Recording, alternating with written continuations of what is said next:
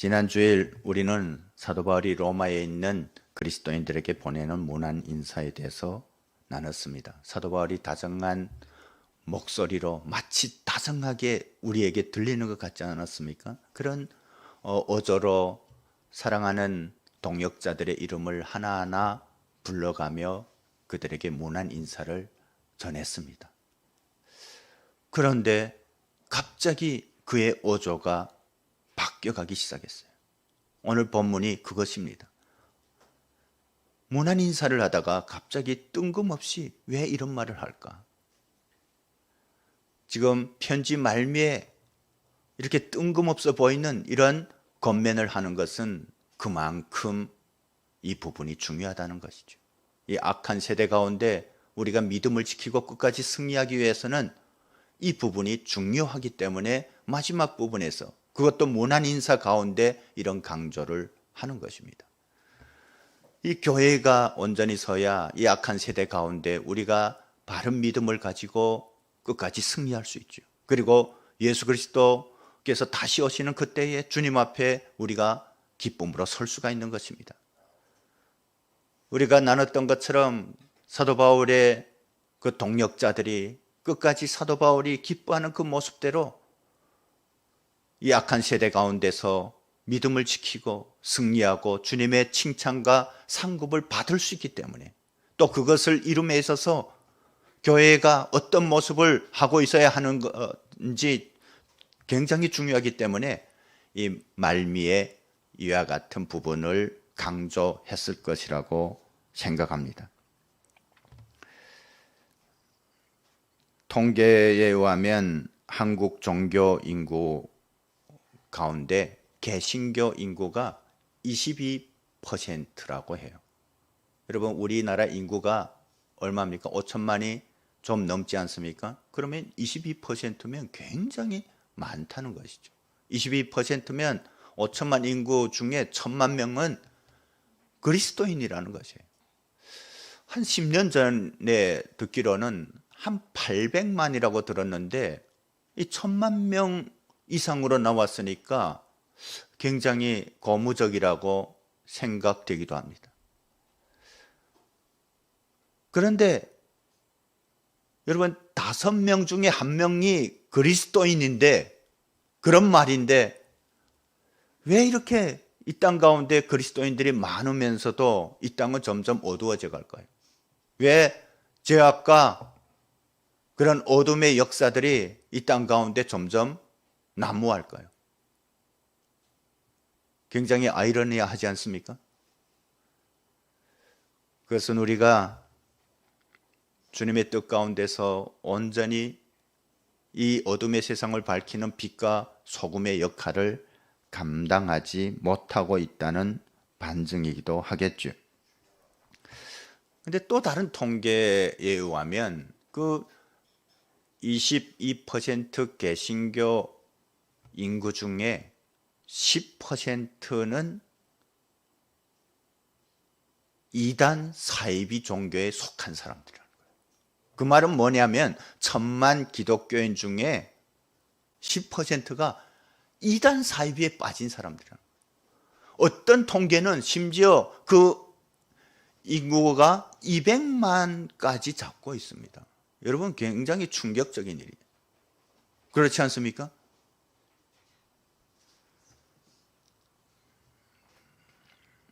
실은 이단이나 사이비를 개신교 범주에 넣는 것 자체가 저는 잘못되었다고 생각합니다. 그럼에도 그렇게 통계가 나오는 것은 그런 이단 사이비 종교에 속한 사람들도 자기들을 기독교인이라고 말하기 때문이에요. 그리고 또 세상은 어느 것이 바른 기독교인지 거짓된 기독교인지 분별할 수 없기 때문에 그런 것입니다. 최근 사회적으로 크게 논란이 되고 있는 JMS의 정명석이나 만민중앙교회 이재록과 같은 사람들은 다 이단 사이비 종교의 교주들이죠. 그런 이단 사이비들로 인해서 세상은 더 혼란해지는 것이에요. 세상에서 그리스도의 몸된 교회가 더 어려워지는 것도 사실입니다. 세상은 바른 교회와 이단 사이비를 제대로 구분하지 못하고 다 그리스도의 교회로 뭉뚱그려서 치부한다는 것이에요. 여러분, 한국 이 이단 사이비 중에 자칭 하나님이라고 하는 사람이 10명이나 된대요. 그리고 자칭 예수만 50명이 된대요. 우리 민족 가운데 왜 이런 사이비 이단이 많은지 모르겠어요. 그런데 이와 같이 말도 안 되는 이단 사이비들은 예수 그리스도를 머리로 하는 주님의 몸된 교회로 분류되고 있다는 거예요. 얼마나 모욕적입니까? 하지만 이와 같은 현상이 나오는 것은 어쩌면 어쩔 수 없는 일이라고 생각합니다. 이것에 대해서 예수님께서는 우리에게 분명하게 말씀하셨어요. 복음서를 보면 제자들이 마지막 때의 임할 징조에 대해서 예수님께 여쭈는 장면이 나옵니다. 그때 예수님께서 마지막 때가 되면 어떤 징조가 있냐는 제자들의 질문에 이렇게 대답하죠. 마지막 때에 많은 사람이 자칭 그리스도라고 하면서 많은 사람들을 미혹할 것이다. 그리고 많은 거짓 선지자들이 와서 수많은 사람들을 미혹하게 될 것이다. 지금 이 시대에 자칭 예수와 거짓 선지자들이 일어나 사람들을 미혹하는 것은 어쩌면 예견된 일이라고 말할 수 있죠.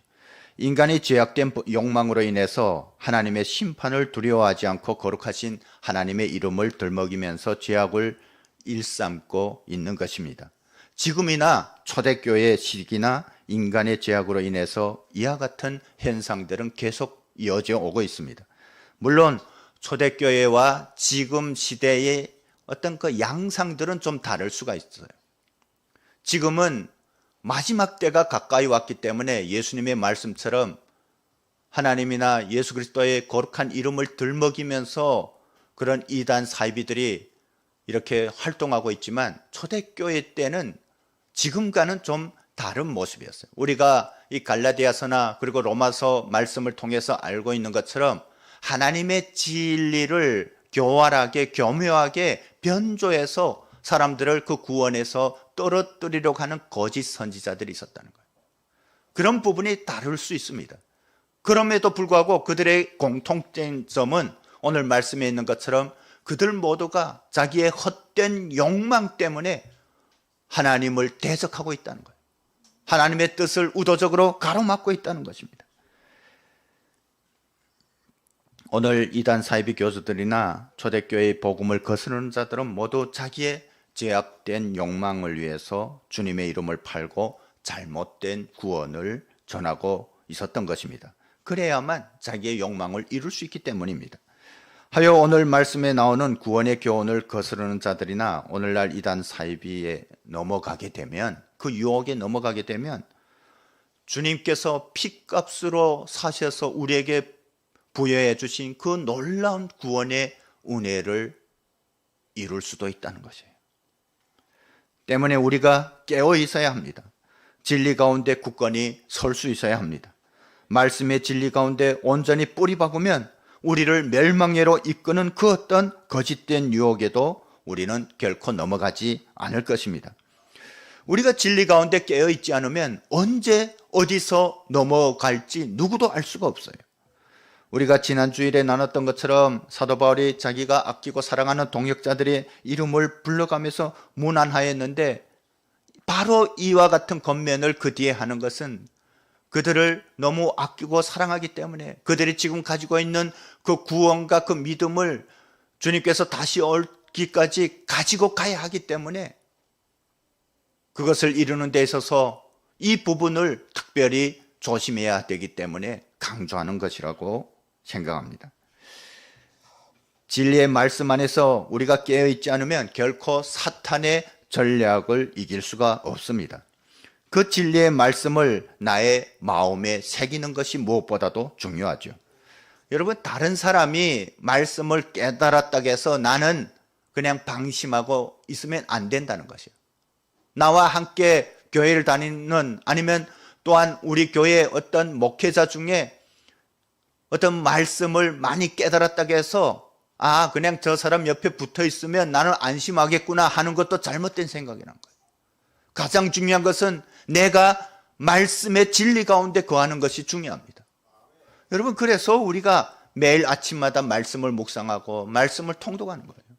그것은 그냥 시간을 때우느라고 그렇게 하는 것이 아닙니다. 그 말씀을 우리의 심령 가운데 새기는 것이 이 시대를 살아감에 있어서 하나님의 뜻을 이루고 끝까지 승리하기 위해서 필수적이라는 거죠.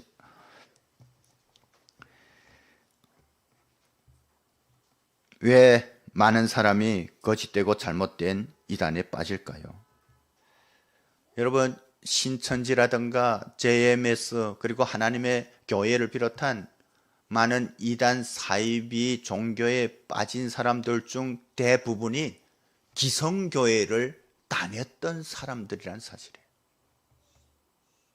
여러분, 얼마나 끔찍한 일입니까? 그런데 왜 그들이 이 말도 안 되는 거짓된 유혹에 넘어갔을까요? 그들의 마음 가운데, 심령 가운데 바른 복음이 없었기 때문입니다. 교회를 다녔지만 진리의 말씀을 모르다 보니 이 거짓과 진실을 분별할 수가 없는 것이에요. 그렇기 때문에 정명석과 같은 거짓된 교주가 자기가 성경을 2000번이나 읽었다 하니까 그냥 그 바운더리 안에 들어가 있으면 자기도 뭔가 특별한 것을 얻을 수 있다고 착각하는 거예요. 그리고 어떤 교주처럼 자기만이 요한계시록의 비밀을 깨달았다고 하니까 거기에 훅 가는 거죠.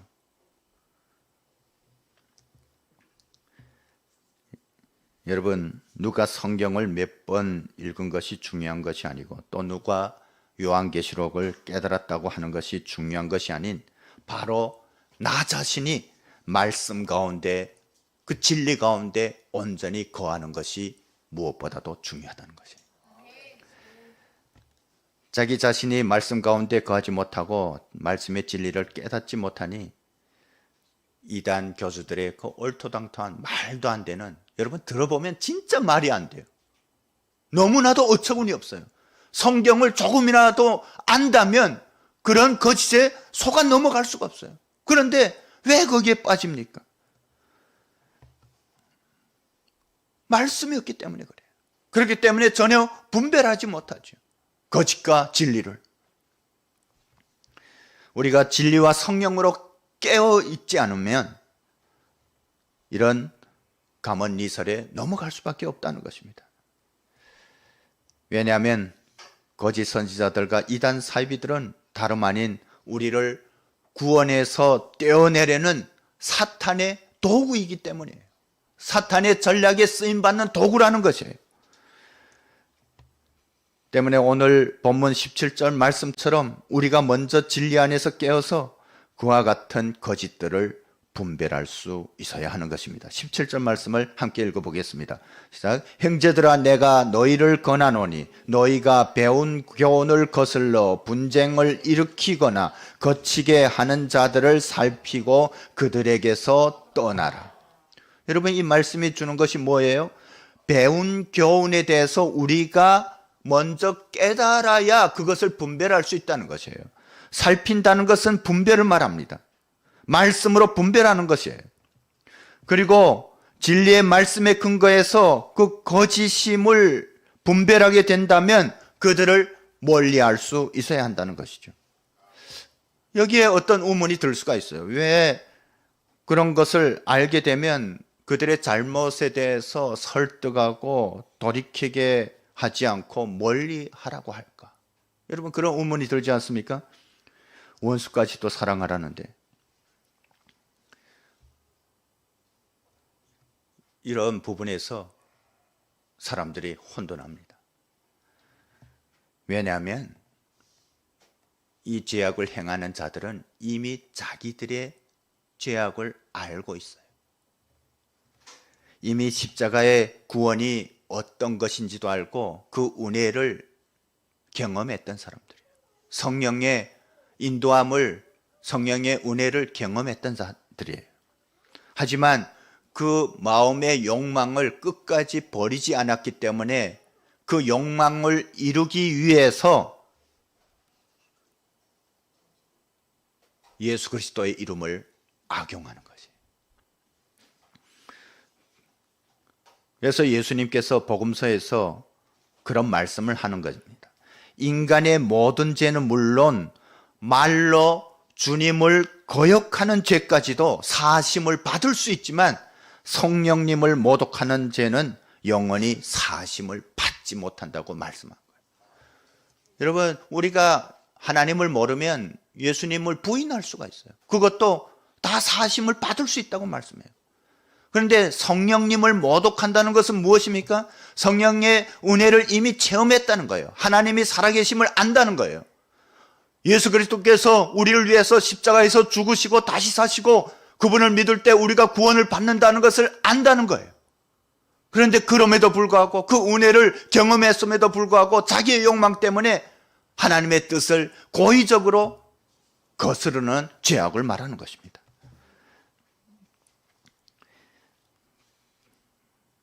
그와 같이 자기의 헛된 욕망을 위해서 진리를 거스르며 하나님의 구원의 계획을 악용하는 자들은 이미 사탄의 도구이고 하수인이기 때문에 그들을 멀리 떠나는 것이 바른 우리의 행위라는 것이죠. 오늘 본문은 이와 같이 의도적으로 하나님의 뜻을 거스르는 거짓된 자들에게서 나타나는 특징들이 있다고 말씀하고 있습니다. 우리가 진리 안에서 깨어 있다면 그와 같은 특징들을 보고 분별할 수 있다는 것이죠. 우선은 구원의 진리를 거스르는 자들이 있는 자리에는 뭐가 있다고 말해요? 분쟁과 분열이 있다고 말씀하는 거예요.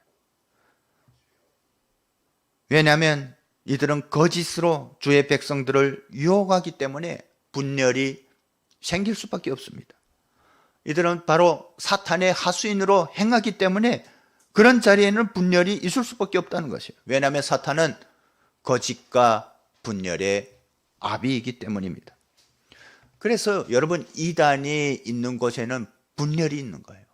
이 이단들이 교회에 몰래 스며 들어와서 하는 일이 뭡니까? 교회를 깨뜨리는 거예요. 분열시키는 거예요.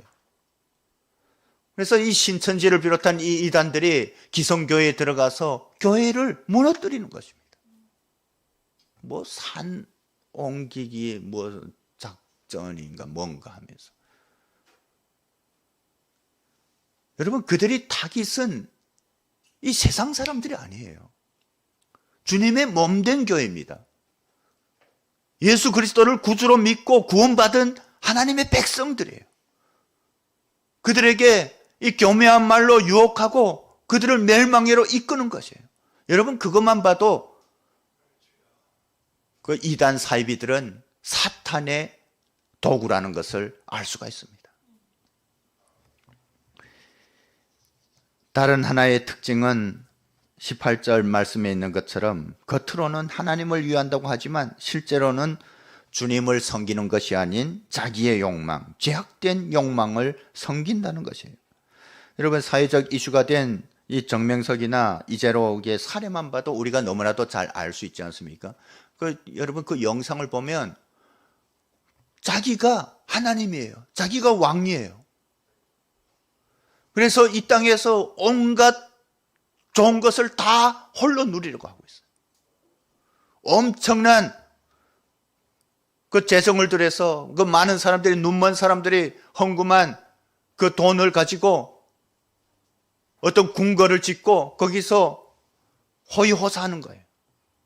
그래서 그 정명석을 보니까, 저번에 영상을 보니까 자기 고향에 자기가 태어난 곳을 성지로 만들었어요. 엄청나게 어떤 궁전도 짓고, 그래가지고 이 땅에서 온갖 호사를 다 누리는 것입니다.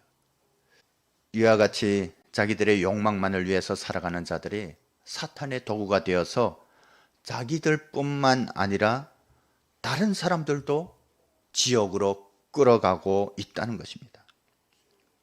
하여 수많은 사람을 미혹하여서 지금 이 시간에도 계속해서 그 죄악 가운데 끌어들이는 것이죠. 이들은 18절 말씀처럼 끊임없이 교활한 방법으로 순진한 사람들의 마음을 미혹해서 끌고 가고 있습니다. 그런데 여러분, 왜 순진한 데 끌려가요? 여러분, 순진한 게 좋은 거 아닌가요? 우리는 보통 순진한 것을 좋다고 생각하죠. 악한 것보다는 낫지 않습니까?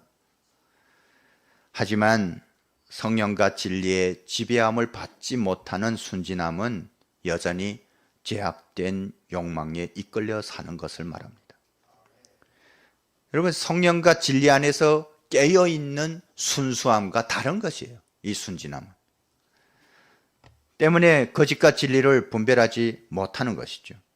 마음은 착하지만 여전히 욕망의 지배를 받기 때문에 거짓 선지자들과 이단 사이비 교주들의 달콤한 말에 쉽게 넘어가는 것입니다. 따라서 진리가 결여된 순진함은 역시 또 하나의 욕망이라고 할 수가 있습니다. 여러분, 때때로 뉴스를 보면 그런 사기 사건들이 많이 있지 않습니까? 어떤 그 사기꾼들에 의해서 많은 사람들이 돈을 잃고 그렇게 너무 안타까워서 심지어 목숨까지 끊는 사건들을 우리는 때때로 보고 있어요.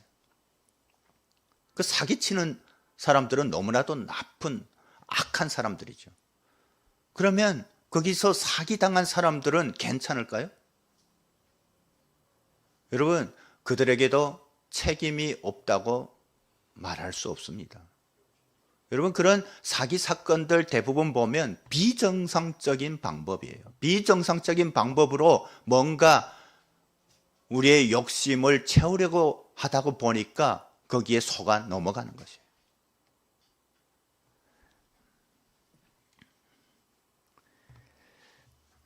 그런 사기꾼들의 말에 동의하고 또 그런 수법에 넘어갔기 때문에 그런 함정에 빠지는 것입니다.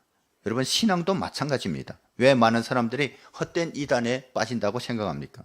예수 그리스도를 믿는다고 하지만 그 마음의 중심이 하나님께 있지 않고 자기 자신에게 있기 때문에 그래요. 그래서 뭔가 특별함을 원합니다. 여러분, 저 이단들이 그것을 노리는 거예요. 그래서 성경의 비밀을 너만 깨닫게 해주겠다. 그래서 성경 공부도 비밀 성경 공부방을 만든 거예요. 그러니까 남들하고 좀 차이 나는 거예요. 특별하게 보이고 싶은 거예요. 비밀스러운 걸, 남들이 모르는 것을 나만 깨닫는다. 여러분, 거기에는 교만이 깔려 있습니다. 그래서 몰래 가족들에게도 알리지 않고 다른 우리 교우들에게도 알리지 않고 성경 공부를 하자고 하는 곳이 있으면 무조건 사이비 이단이에요.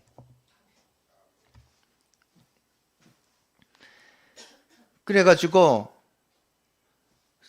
그들은 성경의 비밀을 특별하게 깨닫게 해준다거나 아니면 너만 14만 4천 가운데 들어갈 수 있다고 유혹하는 거예요. 여러분, 이 땅에 5천만 중에, 그리고 또 우리 민족뿐만 아니라 열방 가운데 지난 2000년 동안 살아온 수백억 사람 중에 14만 4천만 구원을 받는다 하니까 그것도 말이 안 되죠. 그러면 지난 하나님의 역사 2000년 가운데 구원받은 사람이 없다는 말이 아니에요. 여러분, 그것만 봐도 말도 안 되는데 거기에 넘어가는 거예요.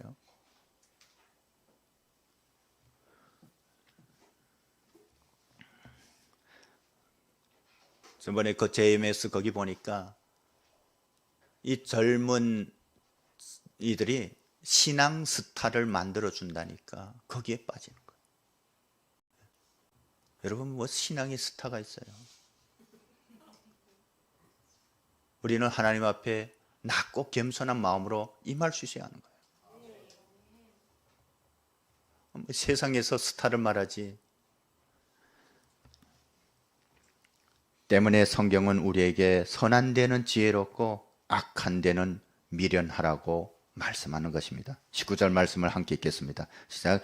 너희의 순종함이 모든 사람에게 들리는지라.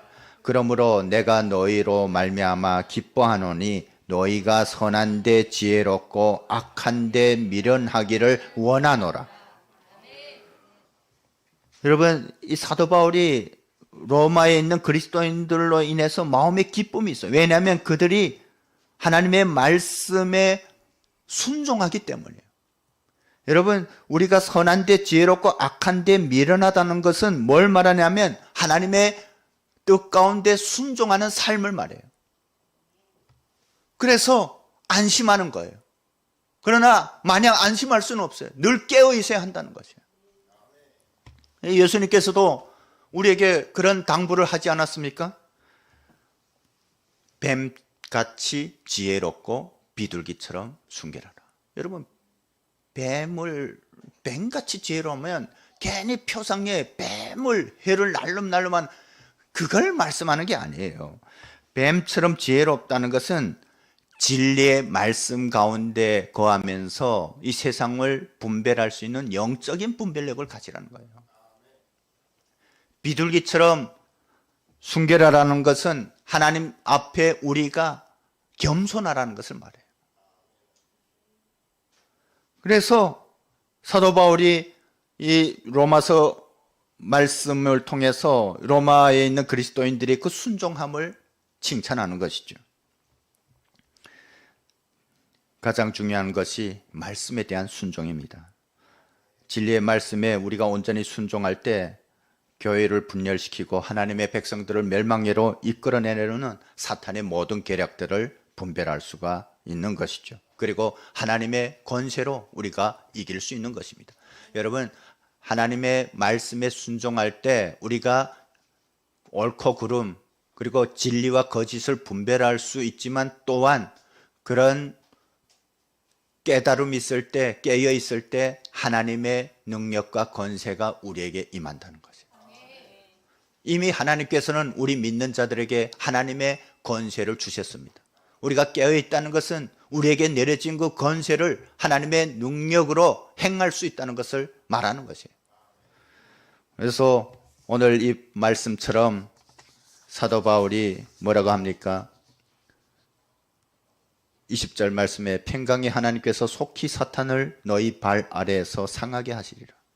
이렇게 하나님의 말씀에 온전히 순종하고 거짓과 진리를 분별할 수 있다면 우리가 사탄의 그 모든 계략을 이길 수 있다는 것을 말하는 것입니다. 그리고 사탄을 이길 수 있는 하나님의 능력을 우리가 지닐 때 하나님의 평강이 임한다는 것이에요. 하나님의 평화가 임한다는 것이에요. 그런 곳에는 분열이 떠나간다는 것입니다.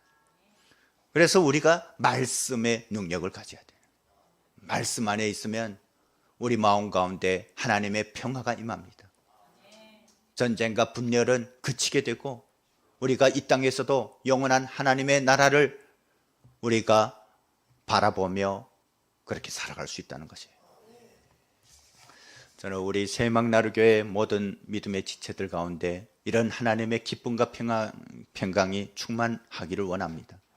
그러기 위해서 우리가 날마다 말씀 가운데 거하며 하나님께서 주시는 능력으로 그 모든 사탄의 계략을 분별하고 이길 수 있는 하나님의 권세를 취할 수 있어야 합니다.